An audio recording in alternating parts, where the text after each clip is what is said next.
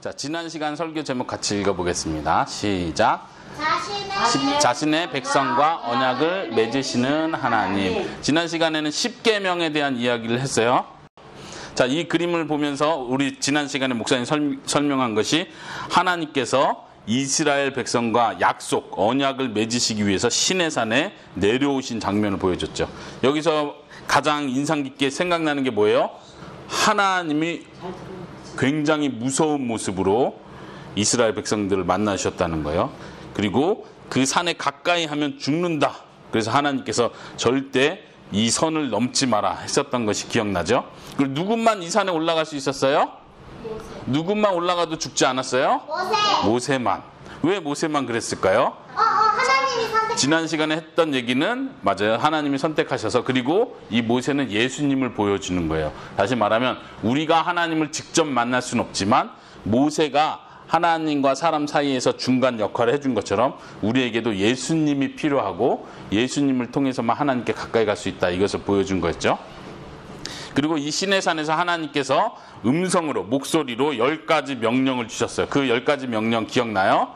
첫 번째는 하나님 외에 다른 신을 두지 말라. 두 번째는 우상을 어떤 모양이든 만들지 말고 절하지 말고 섬기지 말라. 세 번째는요, 하나님 여호와의 이름을 다시 말하면 함부로 말하지 마라. 네 번째는 안식일을 거룩하게 지켜라. 다섯 번째, 부모를 공경하라. 여섯 번째, 살인하지 말라. 일곱 번째, 간음하지 말라. 여덟 번째, 도둑질하지 말라. 아홉 번째, 내 이웃에 대하여 거짓 증거하지 말라. 열 번째, 이웃의 집을 탐내지 말라. 하나님께서는 이 출애굽기에서 이 십계명을 주는 내용을 너무 중요하게 다루고 있는 거예요. 하나님께서 이스라엘 백성들을 불러내신 이유가 그냥 이제는 너희가 노예에서 해방됐다, 그러니까 이제 너희 마음대로 살아라, 이렇게 말씀하신 것이 아니라 이제부터는 하나님의 백성이고 하나님의 자녀니까 하나님의 법에 따라서 살아라. 내가 너희를 구원했으니까 십계명, 하나님이 원하시는 명령대로 살아라, 이렇게 가르쳐 주는 거죠. 조심해야 될 거는 우리가 십계명을 지키고 하나님의 법을 잘 지켜서 구원받는 것이 아니라 뭐라고 했어요? 구원받았기 때문에 이 계명대로 살으라고 하나님께서 주신 거예요. 그래서 모세는 하나님께로부터 직접 이제 산에 올라가서 백성을 대신해서 하나님 말씀을 다 자세히 듣고 이것을 다 기록하죠. 지금 여기 나온 표현이 세 가지, 종에 대해서, 배상하는 거에 대해서, 사회 정의에 대해서, 안식일과 절기에 대해서 쭉 설명하죠. 이게 21장, 22장, 23장에 걸쳐서 자세하게 나오고, 이 자세한 내용을 모세는 기록하고 이것을 백성들에 다 읽어주고, 이대로 하겠습니까? 라고 했을 때 백성들은 네, 그렇게 하겠습니다 하고 하나님과 이제 정식으로 약속을 맺는 거죠. 마치 계약을 하는 거, 집을 계약을 할 때 이 사람과 이 사람이 서로 약속을 하는 거예요. 정식으로. 이 집에 예를 들면 매월 월세는 100만 원씩 내겠습니다. 그리고 이 집이 고장이 나면 누가 수리하겠습니다. 이런 다 약속을 기록한 다음에 두 사람이 서로 읽죠. 읽은 다음에 동의합니까? 네, 동의합니다. 그럼 도장 찍으세요 하고 도장을 딱 찍으면 어떻게 돼요? 그때부터는 계약이 시작되는 거예요. 그 법대로 움직이는. 마치 이스라엘과 하나님이 이 약속을 맺는 장면이에요. 우리가 24장에서 봤던 내용이 이스라엘 백성들과 하나님이 공식적으로 약속을 맺는 거예요. 어떤 약속이었어요? 그 약속의 특징은 피로 맺은 약속이었죠. 그래서 백성들에게도 피를 뿌리고 제단에도 피를 뿌렸습니다. 그래서 이 피로 약속을 맺는다는 건 제단과 이스라엘 백성, 다시 말하면 하나님과 이스라엘 백성이 하나가 된다는 걸 보여주는 것이라고 했습니다. 네, 지난 시간에 여기까지 살펴봤고 오늘은 성막에 대해서 하나님께서 성막을 어떻게 만들어라 라고 지시하신 내용이에요. 그 제목 뒤에 부분 같이 읽어보겠습니다. 시작. 거룩하게 하시는 하나님. 다시 한번 시작. 거룩하게 하시는 하나님. 하나님께서 성막을 만들으라 그래요. 근데 우리가 먼저 성경 구절을 하나 찾아보겠습니다. 출애굽기 25장 8절에서 9절 같이 한번 찾아보겠습니다. 자, 우리 같이 읽읍시다. 8절 9절 시작. 백성에게 말하여 나를 위한 거룩한 집인 성소를 짓게 하여라. 내가 그곳에 있으면서 백성과 함께 살 것이다. 내가 너에게 보여주는 것과 똑같은 모양으로 회막과 그 안에 들어갈 모든 것을 만들어라. 하나님께서 이제 모세에게 약속을 딱 맺고 나서 이제는 하나님께서 그래, 이제 너희가 내가 명령한 대로 살기로 약속했으니까 그렇다면 이제는 내가 너희들과 함께 살겠다. 그러니까 성막을 만들어라. 우리가 이제 오늘 25장부터 31장까지인데요. 오늘 내용은요, 성막을 어떻게 만들어라. 말 그대로 성막을 지시하는 거예요. 어떻게 만들, 이거는 이렇게 만들고, 이거는 이렇게 만들고, 몇 개를 만들고, 사이즈, 크기는 이렇게 만들고, 이런 모양으로 만들고, 이런 재료로 만들고, 계속 지금 25, 26, 27, 28, 29, 30, 31장까지 계속 성막에 대해서 이야기를 하는 거예요. 그 성막을 제사장이 어떻게 섬겨, 제사장은 어떤 옷을 입어야 되고, 이걸 다 자세하게 얘기해 주는 거예요. 그런데 중요한 거, 우리가 먼저 읽고 시작한 이 본문이 중요한데, 하나님께서 왜 성막을 만들라고 말씀하셨죠? 8절 한번 다시 보세요. 예, 내가 그곳에 있으면서 백성과 함께 살 것이다. 하나님이 함께 거기 산다는 뜻이에요. 한번 생각해 보세요. 지난 시간에 하나님이 신의 산에서 강림하셨죠. 그리고 사람들은 어떻게 했어요? 하나님이 오셨다, 좋다 이랬어요. 가볍게? 가벼운 게 아니라 너무 무서웠죠. 근데 그 하나님께서 무서웠던 그 하나님께서 내가 너희 가운데 있겠다. 하나님께서는 우리와 함께 하시는 걸 목표로 이집트에서부터 구원해 주신 거예요. 구출해 주신 거예요. 이제 내가 너네 구출했으니까 이제 너희 마음대로 살아라, 이게 아니라 나의 법대로 살아라 하고 약속을 맺었고, 그 다음에 내가 너희와 같이 살겠다 해서 성막을 만들려고 하는 거예요. 그래서 성막을 이야기로 오늘 쭉 살펴볼 텐데, 우리가 기억해야 될 거, 하나님이 왜 성막을 만들려고 했다고요? 내가 이스라엘 백성과 우리와 함께 하기 위해서 하나님께서 성막을 만들려고 했다. 이걸 꼭 기억하시기 바랍니다. 이것은 마치 뭘 보여주냐면, 처음에 하나님께서 아담과 하와를 만들었을 때를 한번 생각해 보세요. 그때 하나님이 아담과 하와를 만들고 에덴 동산을 만들고, 에덴에, 그리고 아담과 하와를 그 에덴 동산에 있게 하시고, 어떻게 하나님이 그때 같이 있었죠. 죄가 없을 때는 사람은 하나님과 그냥 같이 즐겁게 사랑하면서 지냈어요. 근데 죄가 오고 나서부터는 어떻게 해요? 거룩하신 하나님, 깨끗하신 하나님은 죄가 있는 사람을 반드시 벌을 내리셔야 되는 거예요. 죽음으로 그 벌을 내리셔야 되는 거예요. 그러니까 그때부터 하나님과 멀어진 거예요. 그런데 하나님께서 이제는 이스라엘 백성과 약속을 맺으면서, 중요한 약속, 무슨 약속이라고 했어요? 어떤 종류의 약속? 언약? 피의 약속. 죽음을 상징하는 그 피의 언약을 통해서 죽음을 상징하는 피를 흘리고 나서야, 그 피의 대가를 치르고 나서야 하나님은 이제 너희와 함께 하겠다 말씀하시는 거예요. 예수님이 우리를 위해서 피를 흘려 죽으신 것도 그걸 의미하는 거예요. 우리가 그냥 하나님과 같이 저 하늘나라 천국에 가고 싶어요, 저 하나님과 같이 있고 싶어요, 이렇게 그냥 우리 마음대로 갈 수 있는 게 아니라, 우리가 죄인이기 때문에 우리 죄에 대한 형벌, 피를 흘리고 피의 대가를 치르고 나서야 그 다음에 하나님은 우리와 함께 할 수 있다는 얘기예요. 이 성막이 보여주는 것도 마찬가지예요. 그냥 내가 너희와 같이 있겠다, 그러니까 집 텐트 하나만 딱 만들어라, 이렇게 말씀하신 게 아니라, 이 성막 안에 뭐가 있어요? 제사를 지내는 일이 있어요. 제단을 만들어서 그곳에 양과 소를 잡아서 피를 흘려서 죽이는 일을 계속 하는 거예요. 누군가 계속 죽지 않으면 어느 누구도 하나님을 만날 수 없다는 거예요. 하나님 앞에 설 때 그 사람은 반드시 죽음을 당해야 돼요. 왜요? 사람은 모두가 죄인이기 때문에. 그래서 성소의 특징은 단순히 하나님과 만나서 이렇게 즐겁게 노는 장소가 아니라, 성소는 반드시 피가 흘려지는 장소인 거예요. 자, 그러면 성막을 어떻게 만들었는지 하나하나씩 보도록 하겠습니다. 첫 번째 25장부터 하나님께서 성막을 만들라고 하면서 첫 번째 가르쳐주는 것이 뭐냐면 증거궤. 자, 증거궤를 잘 보면 여러분들 가지고 있는 거, 거기는 그게 지금 천사의 모양이에요. 하나님께서 증거궤를 덮는, 지금 가지고 있는 게 뚜껑이에요. 지금 안에 있는 것이 증거궤, 상자라는 뜻이에요. 증거라는 건 뭐냐면 십계명을 담는다 해서 십계명 상자, 이렇게도 말할 수 있는 거예요. 법 상자 혹은 약속했던 언약 상자. 그리고 지금 가지고 있는 것이 그것을 덮는 뚜껑이에요. 근데 두 개의 천사가 서로 날개를 이렇게 맞붙이고 있는 거예요. 그림 보시면 보이죠? 이 천사는 뭐를 의미하냐면 하나님을 가까이 할 수 없다는 의미에서 마치 에덴 동산에서 아담과 하와가 쫓겨나고 나서 천사가 에덴 동산의 동쪽 문을 막고 섰던 것처럼 이 증거기는 아무나 함부로 할 수 없다는 걸 보여주는 거예요. 그리고 성경에서 표현하기를 하나님이 성소에 임재하시는데, 성소에 내려오시는데 어디에 내려오시냐? 바로 이 그림에서 보이는 천사들 사이에 하나님이 앉으신다. 하나님이 이곳에 내려오신다. 이렇게 표현을 해요. 하나님의 몸이 있는 것이 아니죠. 눈에 보이는 게 아니죠. 그런데 상징적으로 하나님은 이 두 천사들 사이에 앉으신다. 이렇게 표현해요. 그리고 거기에 보면은 손잡이가 달려 있습니다. 증거계에. 손잡이를 꼭 만들라고 하나님께서 하셨어요. 왜 그랬을까요?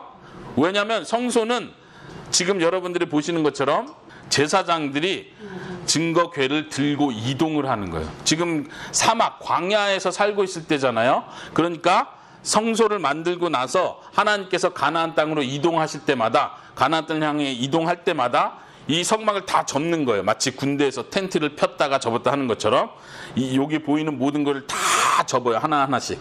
그 다음에 레위 사람들이 이걸 다 짊어져요. 이걸 담당하는 사람들이 있어요. 특히 증거궤는 하나님이 임하는 곳이기 때문에 아무나 만질 수 없고 제사장만 이 일을 할 수 있는 거예요. 제사장이 이걸 메고 하나님의 임재가 있는 이 법궤를, 언약궤를 들고 움직였습니다.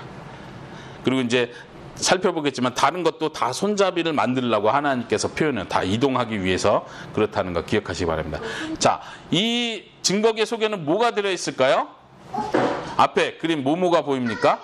항아리가 있습니다. 그 항아리에 뭐를 집어넣으라고 했을까요? 하나님께서? 아니요. 만나를 그 항아리에 넣으라고 했었죠. 그래서 만나를 기억해라. 기억하는 거 중요하다고 했죠. 광야 생활 속에서 하나님께서 너희와 함께 하시는 걸 기억해라. 너희들에게 은혜를 베푼 걸 기억해라. 이런 의미로 항아리에 만나를 담으라고 했는데 나중에 그 만나를 담은 항아리를 이 증거궤 속에 넣는, 말 그대로 증거해 주는 거예요. 기억나게 해주는 거예요. 그 다음에 또 하나 아론의 쌍난 지팡이, 또 하나 저기 조그만 거 두 개는 뭘까요? 두 개 있는 건 뭐죠? 저건 십계명이에요.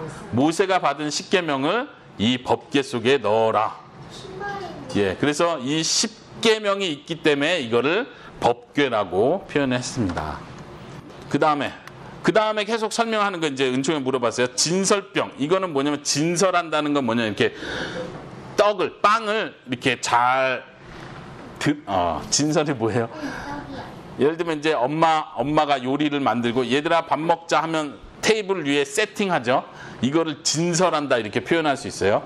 하나 테이블을 하나님께서 만들라고 했는데 여기다가 빵을 12개의 빵을 놓으라고 하는 거예요. 이 12개의 빵은 이스라엘 12지파를 상징하겠죠. 12개의 빵을 놓고 항상 하나님 앞에서 이 빵이 있도록 해라. 그래서 이 빵은 매 주일마다 제사장이 새로운 걸로 갈아요. 그래서 하나님이 볼 때 하나님 앞에 12지파가 항상 놓여지고 하나님의 공급을 받는다. 그리고 이 빵을 예수님께서는 생각하시면서 예수님께서 요한복음에서 뭐라 말씀하시냐면 내가 하늘로부터 내려온 빵이다 이렇게 표현하시죠. 예수님 자신이 빵이 되시고 그 빵으로 우리에게 생명을 준다는 걸 뜻하는 거예요. 이 진설병도 그것을 의미합니다. 이 테이블에도 손잡이가 달려있죠. 그리고 하나님께서 말씀하신 게 이것은 다 순금으로 만들어라. 이 사진에서 금처럼 보이죠. 지금 법궤도 마찬가지고 진설병 상도 마찬가지고 이건 다 순금으로 만들어요. 또 하나 뭐가 있어요? 그 옆에 보면 촛대, 등잔대라고 말할 수 있는데 거기 가지가 몇 개가 있냐면 초를 놓을 수 있는 게 양쪽에 3개씩 해서 가운데 하나에서 몇 개요? 총 7개의 등을 켤 수 있도록 만들었어요. 이것은 하나님께서 특별히 말씀하실 때 살구나무를 상징하듯이 살구꽃 모양으로 이것을 잔을 만들려고 해요. 그러니까 이게 마치 하나의 나무처럼 6가지의 가지가 나온 나무처럼 만들게 하신 거예요. 이 등불, 다시 말하면 빛을 비춘다는 건 우리에게 생명을 의미하죠. 마치 이 성막 안에 있는 하나님의 성소 안에 있는 것들은 에덴 동산에 있는 것을 상징적으로 보여줘요. 특별히 이 등대는 에덴 동산에 있었던 무엇을 상징할까요? 그 선악과 나무 옆에 있었던 생명나무를 뜻하는 거예요. 이 등불 자체가 나무의 모양을 만들려고 하시면서 이것이 마치 생명나무, 에덴 동산에 있었던 생명나무를 우리에게 상징적으로 보여주고 있습니다. 생명나무. 그 다음, 자 여기 한번 보세요. 그 다음에는 성소와 지성소를 나누라고 그래요. 지금 여러분들 보시는 그 큰 테두리가 성소와 지성소를 나누는 거죠. 다시 말하면 조그만 방이 지성소라고 하는 거예요. 지성소라는 건 뭐냐면, 성소라는 건 거룩하다는 뜻에서 성소, 거룩한 곳. 지성소는 거룩한 것 중에 가장 거룩한 곳, 이런 뜻이에요. 그래서 아까 말한 게 뭐냐면, 에덴 동산을 상징한다는 게, 거기 보면 성소와 지성소를 막는 그 칸 있죠. 휘장이라고 하는데 커튼이에요. 그 커튼에 그림이 새겨져 있어요. 어떤 그림이 있나요? 천사 그림 있죠. 이 천사 그림도 에덴 동산을 지키고 있는 천사를 의미하는 거예요. 근데 그래서 천사도 그렇고 살구나무 형상도 그렇고 에덴 동산을 의미한다는 거 우리가 볼 수 있습니다. 그리고 그 안에 있는 모든 것들은 뭘로 만들었다고요? 금으로, 순금으로 만들라고 명령하셨습니다. 이것이 26장에 나오는 내용입니다. 그런데 중요한 거, 이 앞에 그림 뭡니까? 이것은 지금 여러분들이 보신 성소와 지성소가 찢어지는 장면을 그림으로 그린 건데, 이 사건이 있었던 때가 있어요. 그게 언제였을까요? 예수님이 십자가에 돌아가실 때 성경은 표현하기를 이 휘장이 찢어졌다, 둘로 나눠졌다, 이렇게 표현해요. 사실 이 휘장은 그냥 얇은 커튼이 아니라 굉장히 두꺼운 커튼이에요. 근데 이거는 사람이 힘으로 찢을 수 있는 것이 아닌데, 예수님이 돌아가시는 그 순간 이것이 찢어졌다고 성경은 가르쳐 줍니다. 뭐를 의미할까요? 저요. 은총님. 예수님이고 성소인가? 네. 성소가 되시다? 예, 성소가 되셔서 이제는 예수님이 죽으셨기 때문에 이제는 하나님과 사람과 이 커튼 때문에 하나님께 가까이 갈 수 없었다면, 이제는 이 커튼이 찢어짐으로써 이제 사람이 하나님께 가까이 갈 수 있다는 것을 상징적으로 보여준 거죠. 네. 자, 26장이었고요. 27장에서는 하나님께서 제단을 만들려고 그래요. 제단 한번 찾아보세요. 네, 맞아요. 제단은 뭐 하는 곳이죠? 예. 번제물을 잡아서 태우는 곳, 태우는 곳. 번제라는 것이 태운다는 뜻이에요. 양이든 소든 염소든 하나님 앞에 바칠 모든 제물들을 그곳에서 태워서 하나님께 올리는 거예요. 혹은 곡식을 태워서 올리기도 했고요. 이곳에 중요한 특징이 있는데, 네 모서리에 뿔들이 있어요. 뿔 모양이 있어요. 이 뿔은 보통 힘을 상징하고요. 이 뿔은 거룩하다는 걸 뜻해요. 이 뿔에 매년마다 이 뿔을 피로 이렇게 피를 묻혀서 깨끗하게 만들어야 돼요. 그래서 제단도 거룩하다, 이것을 하나님께서 명령하셨습니다. 성경에 보면 이 제단은 아주 지극히 거룩한 것이다. 그래서 이 제단을 만지는 사람은 거룩해진다, 이렇게 표현해요. 제단이 거룩하기 때문에 제단을 만지는 사람이 거룩해진다고 성경은 말을 합니다. 이 사진은 뭘 보여주냐면, 제단 번제를 드리는 장면을 보여줘요. 거기 보면 삽도 있고 포크같이 생긴 것도 있고 조그만 그릇들도 막 있는데, 하나님께서 이것도 다 만들라고 다 명령을 하신 것들이에요. 대신에 이 제단은 뭘로 만드냐면 금으로 만드는 것이 아니라 노스로 만들어라. 청동, 노스로 만들려고 명령하셨어요. 그 다음에 여러분들이 보는 전체 그 성소의 그림이 마당을 뜻하는 거예요. 그쵸? 지금 마당이 꽤 넓죠? 마당이 어느 정도 될까요? 보면 거기 써있죠? 23 곱하기 46. 다시 말하면 전체 긴 길이가 46m가 되고 이 폭이 23m가 돼요. 이게 27장이었고, 그 다음에 27장이 이제 대제사장의 옷을 만들라는 얘기가 나와요. 이것도 간단하진 않아요. 28장 여기. 대제사장은 하나님을 직접 가장 가까운 데서 만날 수 있는 사람이에요. 그렇기 때문에 이 사람은 자기 마음대로 옷을 입는 게 아니라 하나님이 이렇게 만들어서 입어라 한 그 방법대로만 그 옷을 만들고 그 옷을 입어야 되는 거예요. 먼저 위에서부터 봅시다. 모자처럼 생긴 거 관이라고 해요. 모자처럼 생긴 걸 써야 돼요. 그 다음에 모자 앞에 금패라고 보여요. 금패가 있는데 이거는 금으로 만들어서 글씨를 새겼어요. 뭐라고 새겼냐면 여호와 앞에 성결, 깨끗하다는 뜻이에요. 히브리어로 써 있었어요. 히브리어로 써 있었겠죠. 여호와 앞에 깨끗하다, 거룩해야 된다, 이런 의미로 여호와께 성결 이렇게 쓰라고 했습니다. 그 다음에 어깨를 보세요. 어깨는 이름이 뭐라고 써 있어요? 견대. 어깨에는 두 보석이 어깨에 놓여져 있는데 이 두 보석에 이스라엘 12지파의 이름을 여섯 지파를 여기다 쓰라고 그래요. 하나님의 그 이스라엘 지파를 보고 있다는 걸 상징하겠죠. 그 다음에 요 앞에 보세요. 요 앞에 가슴 앞에 있는 거, 그래서 흉패라고 하는데 이 흉패에는 지금 보석이 박혀 있는 거예요. 보석이 몇 개가 박혀 있을까요? 18개. 예, 잘 보시면은 세 개 곱하기 4줄 해가지고 총 12개의 보석이 다 다른 종류의 보석을 붙여놔요. 그리고 여기다 하나님께서 이스라엘 12지파의 이름을 하나씩 새겨 넣어라. 하나님 앞에 이 12지파가 있다는 걸 보여주는 거죠.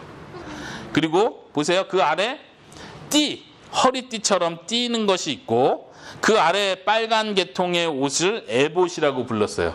그러니까 옷을 지금 성막도 4겹으로 덮었었잖아요. 거룩한 걸 보호한다는 의미에서 제사장의 옷도 4겹으로 입는 거예요. 거기 보면 겉옷이 있고 겉옷은 파란색이에요. 그 안에는 뭐가 있어요? 속옷이 있어요.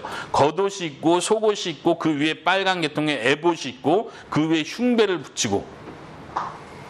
그러니까 제사장도 하나님 앞에 그냥 나오는 게 아니다. 너의 죄를 가려야 된다. 이것을 보여주는 거죠. 그리고 그 발 있는 쪽에 조그맣게 해서 석류와 금방울 이렇게 있죠. 석류도 과일 이름인데 과일 모양대로 이것을 만들려고 하시고 그 아래는 방울을 달아서 소리가 짤랑짤랑짤랑 제사장이 움직일 때마다 소리가 들리는 거예요. 그래서 제사장이 제사하러 지성소에 들어갈 때든 나올 때는 이 소리가 들리도록 하나님이 하셨어요. 그리고 제일 밑에 발을 보면은 특별히 하나님께서 신발을 어떻게 만들어라 말하지 않았어요. 그런 거 보면은 신발을 안 신었을 것이다. 이렇게 생각하는 거예요. 왜 그랬을까요? 그렇죠. 모세도 하나님을 처음 만날 때 거룩한 곳이니까 신을 벗어라 그랬던 것처럼 아마도 성소도 거룩한 곳이었기 때문에 맨발로 섬기지 않았을까 생각을 합니다. 여러분들 제사장의 옷이 왜 이렇게 복잡하게 만들었을까요? 생각할 때 무엇을 생각해야 되냐면 이제는 우리가 예수님 때문에 하나님 앞에선 제사장이 됐어요. 너희는 왕 같은 제사장이다. 이 말을 생각할 때마다 우리가 그냥 하나님 앞에서 우리 마음대로 사는 게 아니구나. 하나님이 제사장은 이렇게 옷을 입어야 된다. 자세히 말씀하는 것처럼 우리도 하나님 앞에 서 있다는 것을 항상 생각할 수 있기 바랍니다. 그리고 아무나 제사장이 되지 않는다. 정확한 자격이 필요하다는 것을 이 옷을 통해서도 보여줍니다. 자, 신약에 와서 우리에게 있어서 대제사장은 누가 되십니까? 바로 예수님이 대제사장이 되시는 거예요. 이제 우리는 더 이상 제사장이 필요한 것이 아니라 더 이상 자신도 죄인이고 자신을 위해서 또 희생 제사를 드려야 되는 대제사장이 더 이상 필요한 것이 아니라 완벽한 유일하신 대제사장 예수님만이 우리의 제사장이 되신다는 걸 기억하시기 바랍니다. 이게 28장이고요. 그 다음에 29장에 와서는 이 제사장의 위임식을 합니다. 이제부터는 제사장과 아론과 그 아들들이 정식 제사장으로 딱 인정을 받는 순간이에요. 이것도 29장 전체에서 자세하게 얘기를 제물을 바쳐야 되고 피를 흘려야 되고. 근데 여기서 특징적인 거 하나 그림을 보시면요. 여기 뿔이 하나 보이세요?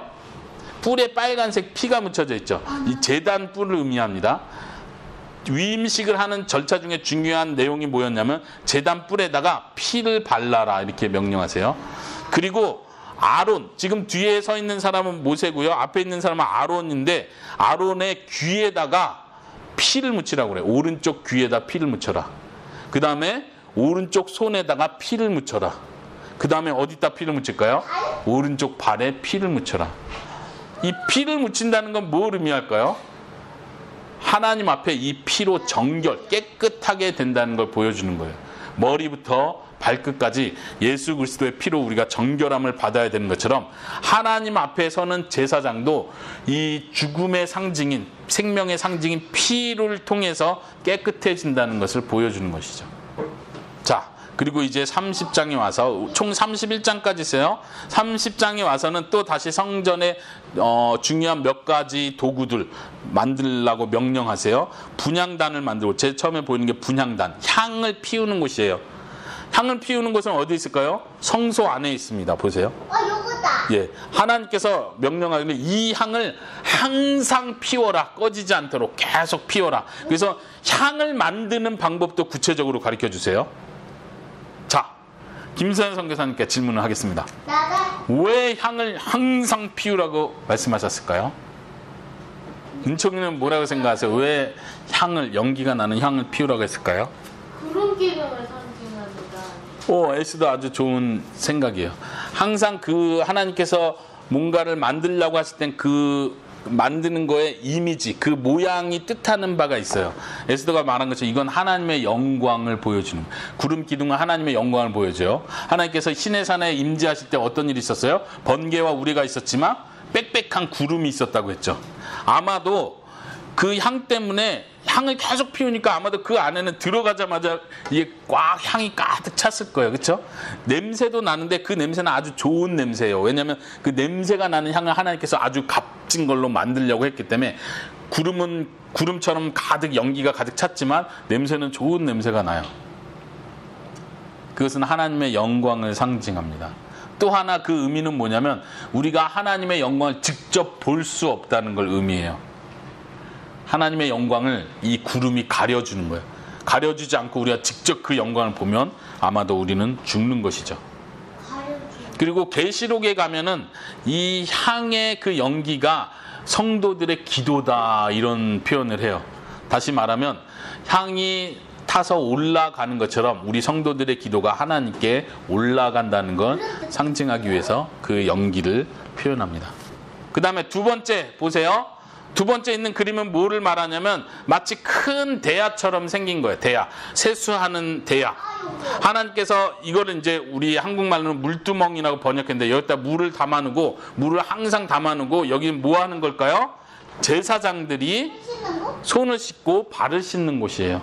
항상 하나님 앞에서 깨끗해야 된다는 걸 의미하기 위해서 손과 발을 씻도록 만들었습니다. 집에서 씻으면 안 돼요? 이거는 제사는 양을 잡고 하는 일은 다 성소에서 하는 거잖아요. 그러니까 그 일을, 그렇죠. 그럴 때마다 계속 씻는 거예요. 계속 씻고 물은 계속 새로운 물로 바꾸고. 예. 하나님께서 이거를 구체적으로 명령하셨습니다. 그 다음에 그 옆에 있는 그림은 관유, 향이라고 하는데, 관유는 뭐냐면 기름을 만드는 거예요. 근데 이 기름은 거룩한 곳에 거룩하게 만드는 기름이에요. 하나님께서 여기서도 중요한 표현을 해요. 이 기름은 거룩하다. 그러니까 함부로 사용하지 마라. 이 기름으로요, 이 기름은 하나님이 만들라는 법대로 기름을 딱 만들고 성소에 있는 모든 기구들을 다 기름으로 발라요. 다 기름으로 발라요. 왜 바르냐면 이것이 그 성소에 있는 모든 기구들을 거룩하게 한다. 이 기름은 너무나 거룩한 기름이기 때문에 이 기름은 모든 것을 거룩하게 한다는 것을 하나님이 말씀하시고 상징적으로 그것을 다 바르게 하시는 거예요. 그 다음에 마지막에 나온 글씨로 나온 향, 아까 향을 피운다고 했는데 그 향 만드는 법도 하나님께서 구체적으로 말씀하시고 이 방법대로 향을 만들고 너희 자신을 위해서 만들지 마라. 너희들이 냄새 좋은데 하고 함부로 만든, 이거는 거룩한 것이다. 하나님께만 쓰여져야 된다고 하나님께서 말씀하십니다. 자, 마지막 31장은 어떤 내용이냐면 하나님께서 부살렐이라는 사람에게 하나님의 영을 부어주시겠다 이렇게 말씀하셔서 이 모든 기구들을 만드는데 너무 지혜가 필요한 거예요. 기술이 필요한 거예요. 그래서 하나님은 특별히 하나님의 영, 성령님을 이 부살렐이라는 사람에게 내려줘서 아주 지혜롭게 만들고 손의 재주가 아주 뛰어나게 만들어서 이 모든 걸 만들 수 있도록 해주겠다라고 약속하시는 거예요. 그러니까 하나님께서 성소를 지으라고 하고 끝내시는 것이 아니라 그거를 할 수 있도록 사람을 선택하시고 그 재능을, 기술을 허락해 주시는 거죠. 그게 31장의 내용입니다. 그리고 31장 마지막 12절 이하로부터는 안식일에 대한 얘기가 다시 한번 나와요. 그건 좀 이따 살펴보고 먼저 29장 45절, 46절을 찾아서 읽어보겠습니다. 자, 같이 찾아봅시다. 찾았습니까? 예, 같이 읽어봐요. 시작. 나는 이스라엘 백성과 함께 살고 그들의 하나님이 될 것이다. 그들은 내가 그들을 이집트에서 인도해낸 그들의 여호와 하나님이라는 것을 알게 될 것이다. 내가 그런 일을 한 것은 그들과 함께 살기 위함이니 나는 그들의 여호와 하나님이다. 아멘. 여기서 아까 우리가 처음에 찾아봤던 구절과 비슷한 내용이 있죠. 성소를 만들어라. 왜 만들라고요? 내가 그들과 함께 할 것이기 때문에. 그리고 이제 성소에 대한 이야기를 쭉 자세히 하고 나서 하나님이 다시 한번 그걸 반복하시는 거예요. 내가 그들과 함께 살고 그들의 하나님이 될 것이다. 46절에 보면 내가 그들의 하나님이 되기 위해서 그들을 이집트에서 구원해냈다. 그리고 내가 그들과 함께 살기 위해서 이러한 일들을 한 것이다. 하나님의 목적은 분명해요. 그냥 너희들 해방시켜주고 너희들 맘대로 살아라가 아니라 하나님께서 함께 하시기 위해서 하나님의 법대로 하나님의 나라의 백성처럼 그대로 살게 하시기 위한 목적으로 그들을 구원하셨다는 거예요. 우리가 이 성소 이야기를 들으면서 배워야 될 점은 우리가 구원받은, 예수님을 통해서 구원받은 이유가 그냥 내가 옛날 힘들고 슬프고 괴로웠던 그걸 벗어났다, 이걸로 끝나는 것이 아니라 이제는 하나님의 백성으로 사는 거구나. 이제는 하나님의 자녀답게 사는 거구나. 이제는 하나님과 같이 사는 거구나. 같이 산다는 건 뭘 의미해요?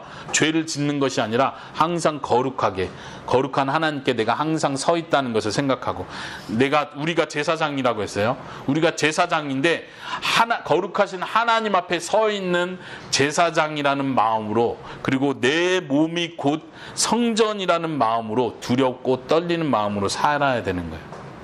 이해하시겠습니까? 다시 한번.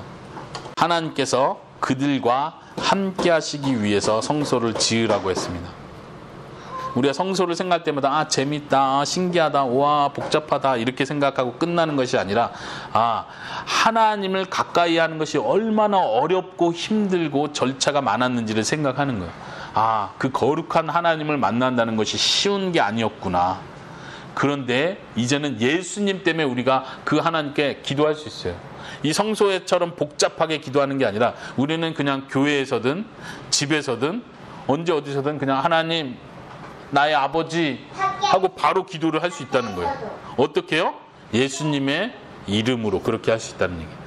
이 은혜에 감사할 수 있는 여러분들이 될 수 있기 바라고, 내가 제사장이구나, 내가 하나님 앞에 서 있는 사람이구나, 거룩하게 감사한 마음으로 살아야겠구나, 이렇게 하시기 바랍니다. 성경 구절 한 구절 더 찾아볼게요. 마지막 31장의 안식일에 대한 설명이 나오는 구절이에요. 31장 13절 같이 읽겠습니다. 시작.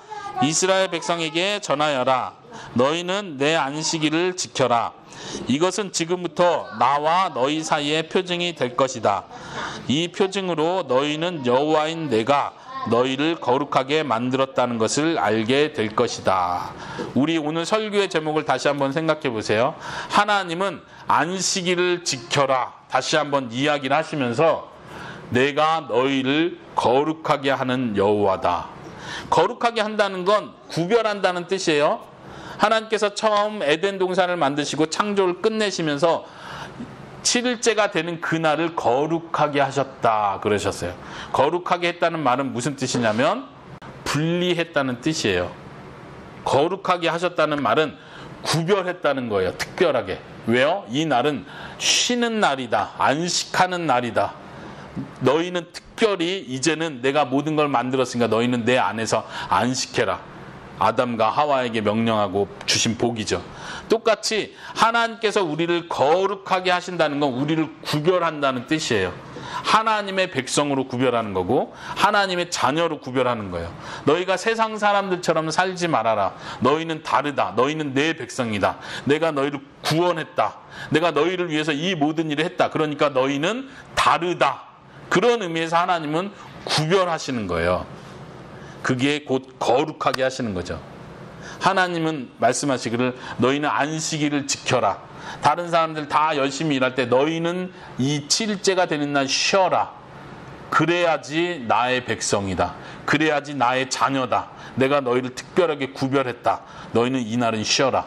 왜냐하면 이것이 내가 너희를 특별하게 선택했다는 그 표징이다. 이건 영원히 지켜야 될 표징이다. 우리가 예수님 안에서 구원을 받았습니다. 우리도 똑같이 세상 사람들과 다르게 구별된 사람이에요. 다른 사람들 일요일날 열심히 놀 때 나도 놀고 싶다 이게 아니라 나는 하나님의 백성, 하나님의 자녀다. 나는 그 사람들과 다르다는 걸 우리가 스스로 확인을 해야 돼요. 주일날 나와서 예배드림으로 나는 사람들과 다르다. 하나님 앞에 나는 예배드리는 사람이다. 예배드린다는 게 신나는 거예요? 한번 은총이가 잘 생각해 보세요. 예배드린다는 것이 힘들고 어려우면 안 되겠죠. 그것이 기쁜 일이 돼야 돼요. 하나님을 생각하고 하나님을 노래하고 하나님을 기뻐하는 것은 우리에게 힘이 되는 진짜 쉬는 시간이 돼야 되는 거예요.